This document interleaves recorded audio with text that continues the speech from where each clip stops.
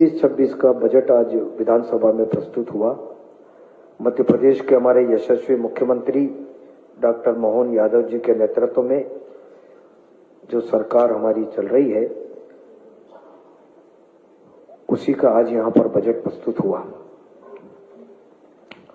और देश के यशस्वी प्रधानमंत्री नरेंद्र मोदी जी का मार्गदर्शन सबको मिलता है। निश्चित रूप से बजट जब आता है तो सबकी अपेक्षाएं होती है कि सरकार का बजट कैसा आ रहा है।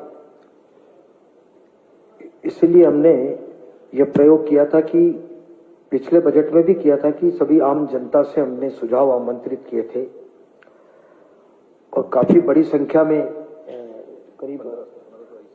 करीब 1500 सुझाव आए थे और विषय विशेषज्ञों को भी हमने बुला करके उनसे भी संवाद किया था। तो बड़े अच्छे, महत्वपूर्ण और सारगर्भित सुझाव भी आए। हमने कोशिश की है कि उनको इस बजट में हमने सम्मिलित करने की पूरी कोशिश की। बजट हमारा 2025-26 का जो बजट है, हमने फोकस किया ज्ञान पर और मुझे कहते हुए अच्छा लग रहा है कि हमारी डायरेक्टर मैडम जो है, उन्होंने बहुत विस्तार से बजट के बारे में उन्होंने पूरा बताया भी है और हमारे सभी साथी जो है, वित्त विभाग के सब अधिकारी कर्मचारी, हमारे सब लोग हैं, अधिकारियों ने मिलकर के बहुत ही लंबे समय तक प्रयास करके बेहतर से बेहतर क्या हो सकता है बजट में, जो अच्छा हो सकता है, प्रदेश के हित में हो सकता है, जनता के हित में हो सकता है, सभी वर्गों के हित में हो सकता है, ऐसा प्रयास इस बजट में हमने किया है। निश्चित रूप से मैं उनको भी धन्यवाद दे रहा हूं। यह जैसा मोदी जी ने कहा कि 4 जातियां उन्होंने चिन्हित की, उसको ज्ञान के रूप में उन्होंने कहा कि ज्ञान हमारा GYAN, तो गरीब कल्याण, युवा शक्ति, अन्नदाता और नारी शक्ति। मतलब कोशिश हमारी भी इस बजट में रही कि सर्वस्पर्शी बजट हो, सभी वर्गों का इसमें समावेश हो और जो सरकार से अपेक्षा रहती है कि हमारे यहाँ पर डेवलपमेंट हो, विकास हो, सड़कें हो, सिंचाई के प्रबंध हो, चाहे बिजली का प्रबंध हो, हेल्थ के बारे में चिंता हो, अस्पताल हमारे ठीक हो, इन सारी बातों की चिंता करके हमने बजट में प्रावधान किए हैं। लगभग हमने सभी विभागों में और जो जिसमें महत्वपूर्ण जो बहुत सारे ऐसे विभाग हैं जिनमें बहुत आवश्यकता, जैसे चिकित्सा के क्षेत्र में, एजुकेशन के क्षेत्र में है, सड़कों के मामले में है, सिंचाई के मामले में है, क्योंकि इनमें अगर पैसा लगेगा तो निश्चित रूप से मुझे लगता है कि एक तरह से ये कहा ना, अभी वो विषय बार बार आता है कि बजट जितने का है उतने का कर्जा है। अब कर्जे से इसको बजट को जोड़ना मुझे नहीं लगता भाई, ये निवेश है।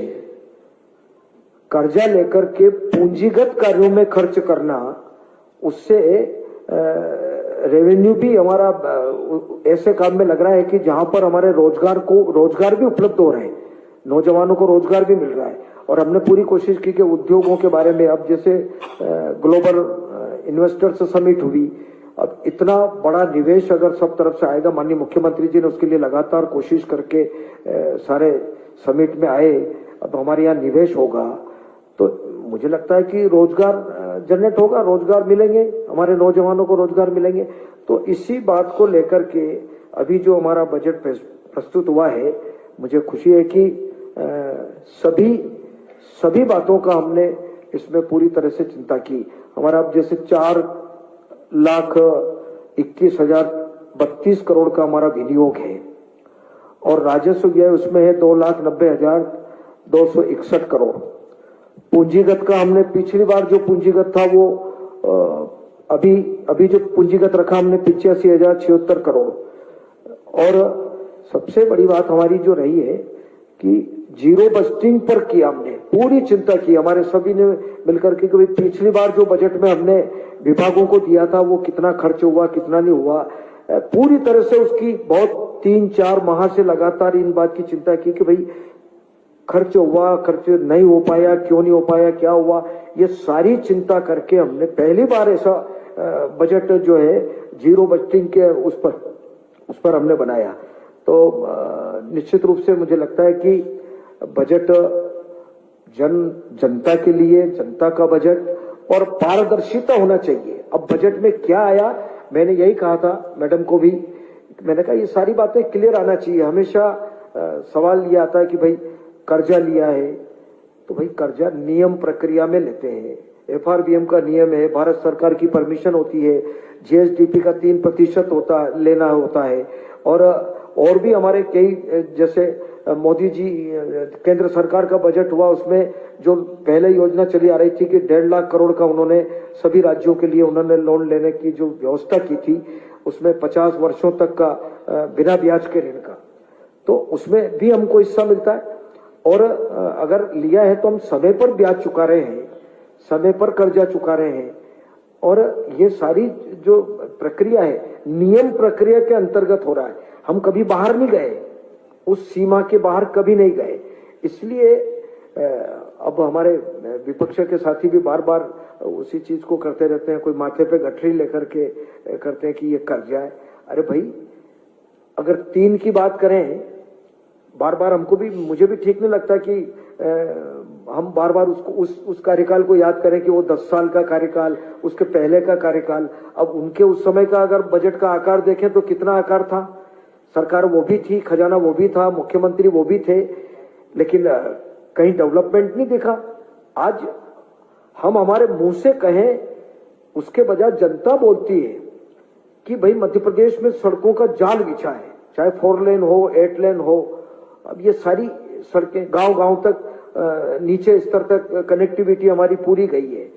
बिजली हमने पहुंचाने का काम किया, सिंचाई के लिए बड़ी बड़ी योजनाएं हैं, काली सिंध और अभी चंबल का, या सारी योजनाओं के बारे में अभी बजट भाषण में भी मैंने किया। और आपको भी पूरी ये पुस्तक भी आपको मिली होगी, नहीं मिलेगी तो पूरी पुस्तक भी आपको उपलब्ध करवा देंगे। जितना जो कुछ किया, मध्य प्रदेश की जनता का पैसा टैक्स के माध्यम से जो आता है, केंद्र से जो आता है, वो पारदर्शिता कि जितना पैसा खजाने में आया वो ईमानदारी से हमने उसको जनता के लिए खर्च कर दिया। तेरा तुझको अर्पण क्या लागे मेरा है, जनता का पैसा, माध्यम सरकार बनती है कि भाई माध्यम सरकार है, सरकार के माध्यम से वो पैसा खर्च होता है। तो ये सारी चीजें सबके सामने स्पष्ट होना चाहिए। इसलिए कितना कितना कर्जा है, उस समय कितना था, ये था, सारी चीज स्पष्ट। मैंने मैडम को पहले कहा था कि प्रेजेंटेशन दो तो भाई ये चीज भी क्लियर हो जाना चाहिए। तो कुल मिलाकर के हमारा प्रदेश विकास की तरफ बढ़े, और ये विकास का बजट है, ये जनता का बजट है, जनता के लिए बजट हमने किया। और इसलिए मोदी जी की उस संकल्प को हम पूरा करना चाहते हैं कि 2047 में हमारा देश विश्व में विकास की श्रेणी में नंबर 1 पर आए। तो उसमें मध्य प्रदेश की भी अहम भूमिका रहे। हम भी चाहते हैं कि मध्य प्रदेश हमारा देश में, हमारे प्रदेशों में हमारा प्रदेश भी प्रथम रहे और 2047 का लक्ष्य भी पूरा हो, हमारा देश विश्व गुरु के स्थान पर पहुंचे। तो पहुंचेगा तभी जब सब सरकारें काम करेगी अच्छा। तो निश्चित रूप से हम दिशा में काम कर रहे हैं, और आप सबका भी उसमें सहयोग रहता है कि सरकार जितने अच्छे काम करती है उनको आप जनता तक पहुंचाने का काम करते हैं। हम तो हृदय से आपके भी आभारी हैं कि बिना आपके कितना भी अच्छा काम करे अगर, लेकिन आप लोगों का अगर सहयोग नहीं हो तो मुझे लगता है कि कई बातें पहुंच ही नहीं पाएगी। इसलिए ये प्रयोग किया है कि QR कोड का, कि भाई ये चीज आम जनता भी समझ ले इसको कि बजट है क्या और बजट में क्या प्रावधान किए, कहां कौन कौन से विभागों में प्रावधान किए, किस किस काम के लिए किए, जन कल्याणकारी योजनाओं के लिए कितने किए, अब कौन सी योजना ये सरकार योजना बंद कर रही है, वो लाडली बहना का क्या होगा, इसका क्या होगा। मुझे लगता है कि कोई योजना बंद नहीं होगी, न कोई राशि की कमी आएगी, और सरकार कोशिश कर रही है कि हमारे राजस्व के हमारे और कुछ साधन बढ़े, रेवेन्यू के हम नवाचार करने के हम पक्ष में हैं और निश्चित रूप से हम आगे बढ़ेंगे। मैं आज के अवसर पर मैं सोचता हूं कि बहुत कुछ विस्तार से आ चुका है और हमको खुशी है कि हम निरंतर प्रगति के पथ पर हम आगे बढ़ रहे हैं। और भी हम तो चाहते हैं कि आप सबका भी, इसीलिए सुझाव आमंत्रित करते हैं कि आप सबका भी सुझाव आ जाए। ये एक सेकंड साहब, अभी आप ऐसे एक अगर सब लोग साथ में। माननीय मंत्री जी, अभी जो बजट पेश आपके द्वारा हुआ, मंत्री जी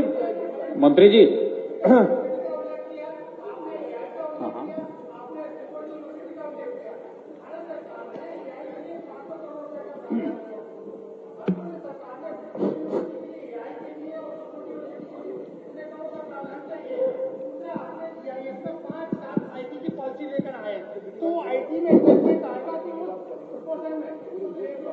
ये है ना अपने मैं बता।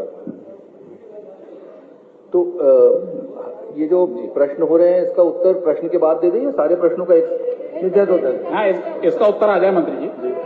तो आपने ये जो प्रश्न उठाया था कि आपने कितना प्रावधान किया आर्टिफिशियल इंटेलिजेंस पे, तो आपने सर के भाषण में सुना होगा कि स्टेट प्लान कर रहा है कि हर संभाग स्तर पे जो आईआईटी की तर्ज पे हम लोग भी अपने इंस्टीट्यूट्स ऑफ टेक्नोलॉजी खोलेंगे। और आपने एक ये भी जिक्र देखा होगा कि हम लोगों को पब्लिक प्राइवेट पार्टनरशिप की तरफ बहुत अधिक रूप से तेजी से बढ़ना है कि जो, क्योंकि आर्टिफिशियल इंटेलिजेंस में सरकार की इन्वेस्टमेंट से कम काम होगा, बल्कि जो विशेषज्ञता रखते हैं वो लोग हमारे प्रदेश में आ पाएं और वो लोग अपनी चीजें एस्टैब्लिश कर पाएं, उससे अधिक वो होगा। तो दो चीजों पे मैं आपका ध्यान आकर्षित कर रहा हूं कि पहली चीज, तो सरकार को जहां इन्वेस्टमेंट करना है वहां संभाग स्तरीय कॉलेज ऑफ जो आईआईटी की तर्ज पे जो हम लोग एक इंस्टीट्यूट खोलने की बात कर रहे हैं, उसके लिए इस वित्तीय वर्ष में हम लोगों को अधिक प्रावधान की आवश्यकता नहीं होगी, वो पूरी चीज बढ़ रही है। और दूसरा जो आर्टिफिशियल इंटेलिजेंस पर्टिकुलर के लिए है या बायोटेक्नोलॉजी के लिए है, जैसे अगर आप कृषि क्षेत्र को देखेंगे तो कृषि क्षेत्र में अनुसंधान की बहुत जरूरत है, तो उसमें हम लोगों ने दोनों यूनिवर्सिटीज के लिए 40 करोड़ रुपए का प्रावधान किया है। सिमिलरली फॉरेस्ट में अनुसंधान के लिए इस बार हम लोगों ने वन विज्ञान केंद्र की बात की है। आज की तारीख में हम लोगों के पास अभी 3 जगह पर वन